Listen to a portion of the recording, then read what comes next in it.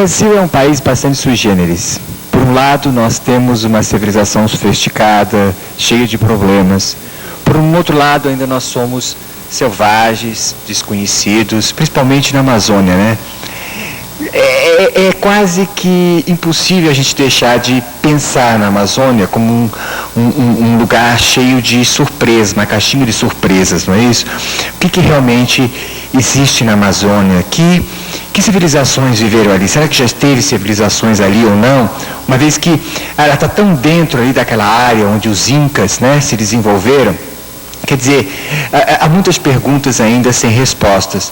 E para falar um pouco desse fascinante assunto que é a arqueologia, principalmente no Brasil, eu quero trazer para vocês um amigo meu que entende para burro disso, que vai nos contar histórias incríveis, que é o Aurélio de Abreu. Faz favor, Aurélio.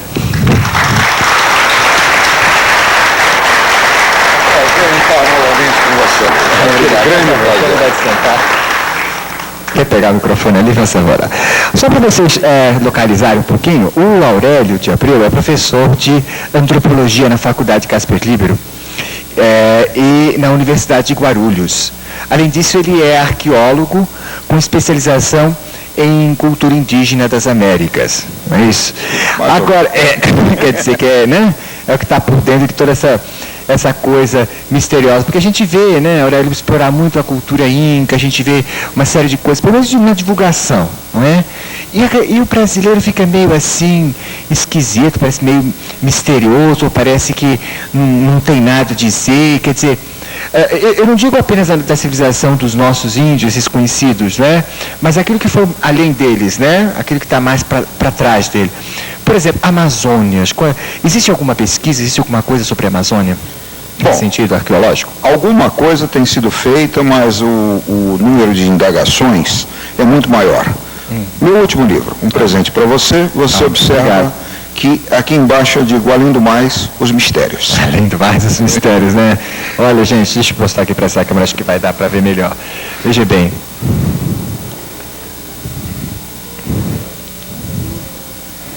Quer dizer, então, que é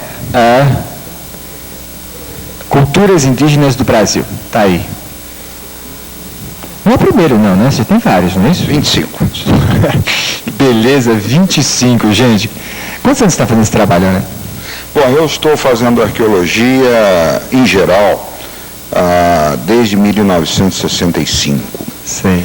Fora disso, como você sabe, eu fui o único arqueólogo brasileiro a trabalhar na Ilha de Páscoa. Ai, meu Deus do céu. Você lembra bem que nós trouxemos um materialzinho. Aqui de novo, porque já vi que você é uma mina, né, de coisas curiosas. Pelo menos eu tenho fascínio por arqueologia. Mas vamos entrar um pouquinho hoje na Amazônia, né? O que é que existe na Amazônia de interessante no campo da arqueologia? Bom, no campo real, palpável, aquilo que se conhece. Várias culturas que deixaram questões a serem respondidas. Por exemplo, aqui no bolso eu tenho 3 peças, uma delas em amazonita, é um sapinho, é o chamado muiraquitã. Uma outra em jadeíta, você vai reparar que é uma representação de um felino. Que gracinha, gente. E mais uma... caprichado, né? Realmente artístico, quer dizer... E lembre-se que cortado sem terem metal. E se você cortar sem metal, mas como é que então pode cortar? Pedra. Pedra com pedra. E polimento com areia, talvez, exato, né? areia molhada. E por areia fim, molhada. Um muiraquitã de jade. O que é muiraquitã? Muiraquitã era um amuleto que, segundo a lenda, era dada pelas mulheres sem marido, as amazonas, as famosas, aos seus eventuais amantes. Era um presente depois para voltar no ano seguinte. Já que isso aqui, entendeu, gente? Dependendo do desempenho, entendeu? Você ganhava um muiraquitã, que chama? Exatamente. Muiraquitã, olha aí, gente. Mulheres generosas, né? De qualquer maneira, veja você, como esse material, existem várias estatuetas, existem diversas peças, as quais não temos explicações, e lendas, muitas lendas. Fala-se, por exemplo, da existência de uma cidade perdida. uma cidade de pedra que tem sido procurada ao longo dos anos. O coronel Fawcett perdeu-se procurando essa cidade e até hoje não voltou. Desde 24, é muito tempo, acho que não volta mais. Essa história é famosa, Independente disso, você tem aquela famosa história das pirâmides amazônicas, da morte do jornalista alemão Karl Brugger. Como é que é essa história, né? Conta para nós como é que é essa história toda das pirâmides no Amazonas. Como é que é essa história do assassinato? E a história... é que se sabe, né? O que se sabe é o seguinte: um piloto da Swissair, Schmidt, estava em Manaus. Aí chega perto dele um índio, maltrapilho, sujo. Chega perto dele e pede um prato de comida em alemão. Ele se espantou, um índio falando alemão. Aí disse: bom, eu pago a comida, mas você me conta a história. Claro. O índio disse: bem, eu não sou bem índio, eu sou mestiço. Meu pai era alemão de um grupo nazista que veio para o Brasil antes da Segunda Guerra Mundial, preparando a invasão do Brasil em 1939. 2.000 nazistas vieram para a Amazônia. E eles atingiram a minha tribo, que vive nas ruínas de uma antiga cidade de pedra no Alto Amazonas, ali na confluência do Rio Negro, perto do Rio Jamundá, ou seja, uma região mesmo de floresta bruta, tropical.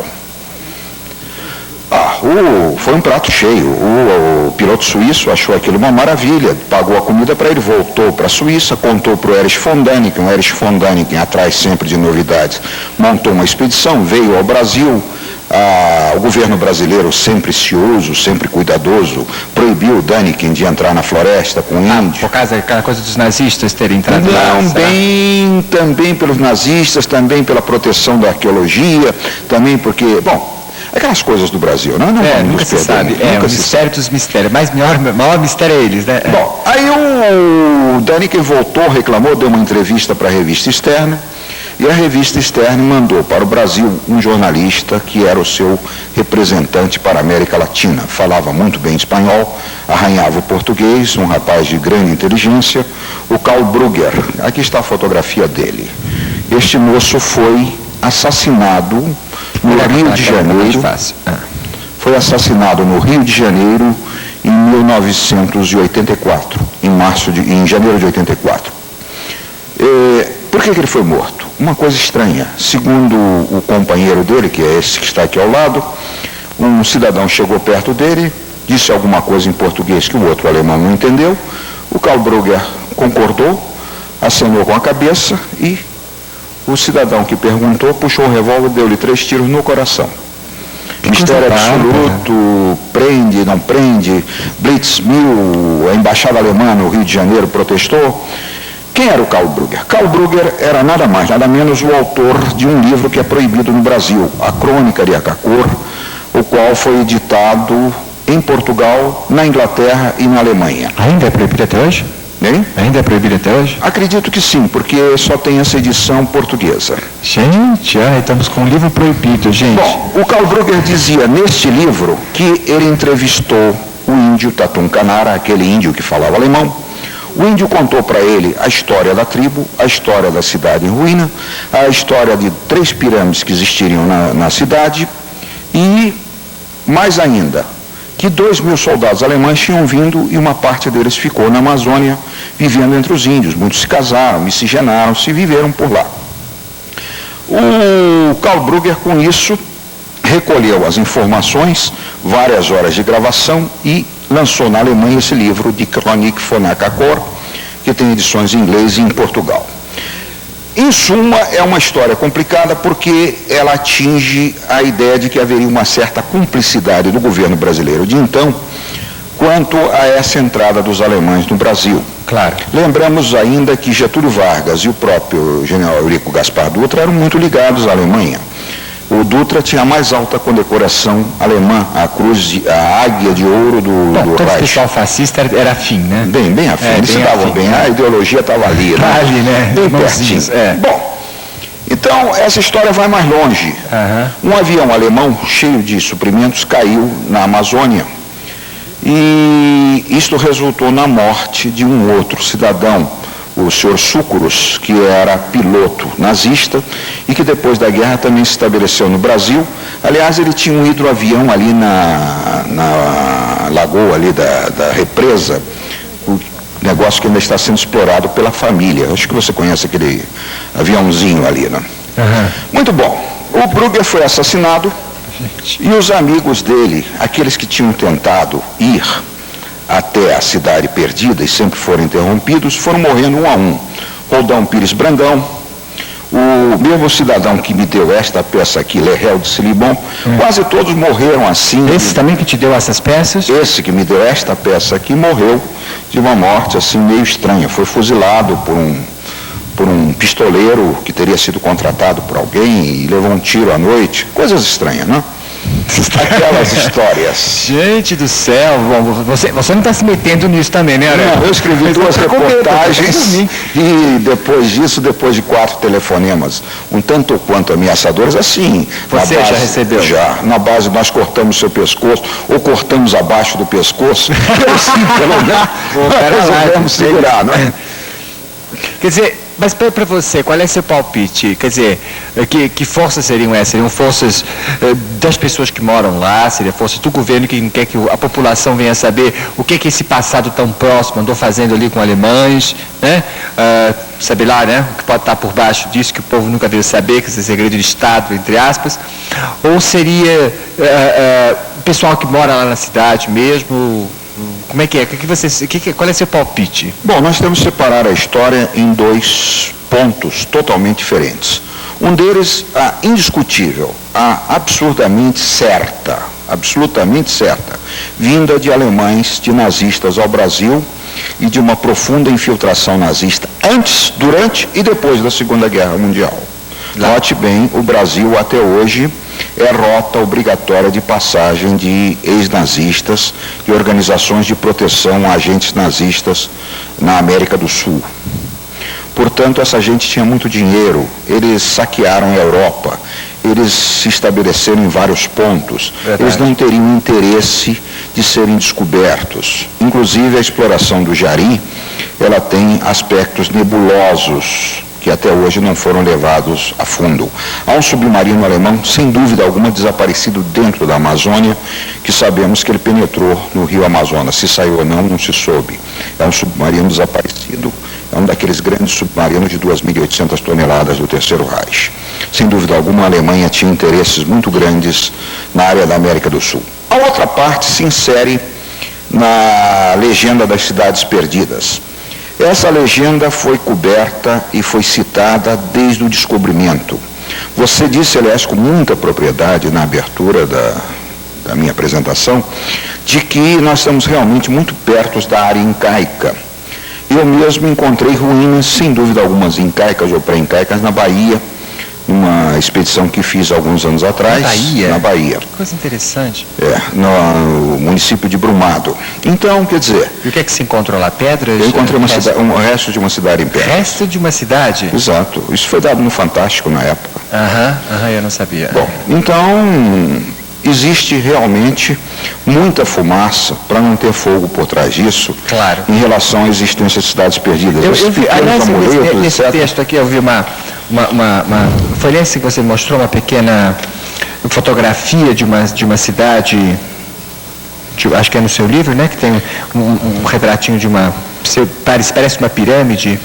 Não. Isso está na revista Planeta. Deixa eu ver, traz aqui, deixa. Que foi editada na época. Há pouco tempo.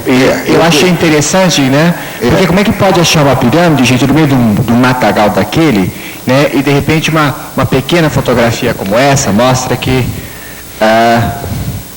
não sei se dá para ver bem aí na câmera, dá? Você veja, a floresta e o pico da pirâmide claríssimo, né? Destacando no relevo. Isto foi uma fotografia obtida pela expedição do Däniken de avião. Não conseguiram ir ao local. Não conseguiram chegar lá. Porque foi proibido. Agora, esta fotografia foi tomada pelo grupo do Däniken e é uma publicação americana, Ancient Skies, e é assinada pelo próprio Erich von Däniken na época. Nossa, mas é claro, essa fotografia é clara que isso é uma pirâmide, não pode ser um relevo comum, né? Quer dizer, o que é que está por baixo daquele matagal todo, né? Quem sabe? Quem sabe, né? Mas existe alguma tentativa, ou está existindo alguma tentativa de fazer alguma pesquisa? Os arqueólogos brasileiros, como é que é? O povo não... Não, mas o arqueólogo brasileiro é uma situação muito triste. Em primeiro lugar, não há dinheiro para nada. Bom, né? Quando se fala em pesquisa arqueológica, ir para a Amazônia fazer uma expedição com aviões. Lembre-se, o Däniken, sem não ter chegado ao local, gastou algumas dezenas de milhares de dólares. Isso para nós, você falar isso para uma instituição científica, de que iríamos fazer uma expedição atrás de uma cidade perdida, olha, você no mínimo perde o emprego. No mínimo, a gente tem que por trás um desses aventureiros como Rockefeller e outros grandes nomes que são apaixonados pela arqueologia, apaixonados pelos mistérios do mundo e que, de repente, dão o que tem também para esse tipo de exploração, como é o caso de muitos ingleses. Mas a legislação brasileira hoje proíbe. Note bem, o Chabert, que é um industrial norte-americano, ele propôs realizar uma expedição inteiramente financiada por ele, e ele queria apenas o direito de fazer a pesquisa. O Patrimônio Histórico e Artístico Nacional, eu estou correndo o risco até de perder a minha licença. O Patrimônio Histórico e Artístico Nacional disse que não, que ele como estrangeiro não poderia ir lá. E Nacional não vai porque não tem dinheiro. É aquela história, nem vai, nem sai de cima. Aquela coisa bem brasileira, né?